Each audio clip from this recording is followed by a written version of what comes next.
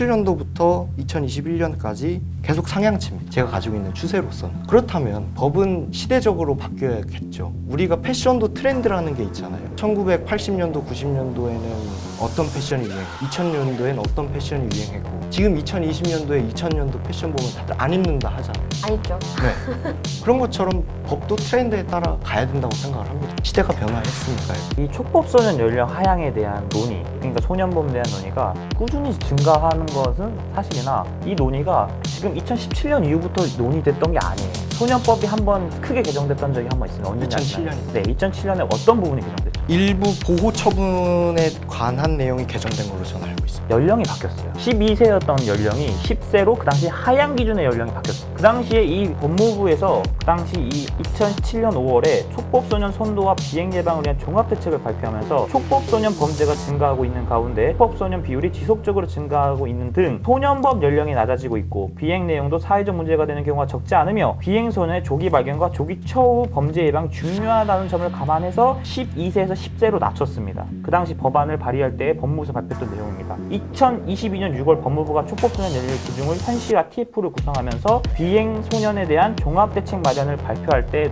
들었던 논과 똑같습니다. 그 당시 트렌드라고 말씀하셨는데 2007년과 2022년 법무부의 주장하는 내용은 똑같아요. 2017년 이후부터 법의 트렌드가 바뀐 게 아니라는 겁니다. 2007년부터 지속적으로 촉법소년에 대한 얘기는 나왔고 그래서 그 당시에는 그것이 성공해서 12세에서 10세로 낮춰졌고 그래서 촉법소년에 해당되는 나이가 더 늘어났어요. 그런데 지금 어떤가요? 그게 만약 그 당시에 소년범죄의 하락으로 이어졌더라면 지금 저희가 이런 논의를 하지 않았겠죠. 그런데 2007년에도 이미 이러한 내용으로 토론을 하고 논의를 한 적이 있고 그 당시에는 실제로 12세에서 10세로 낮춰졌음에도 불구하고 아직까지도 이 소년범죄에 대한 논의는 지속되고 있다는 거죠.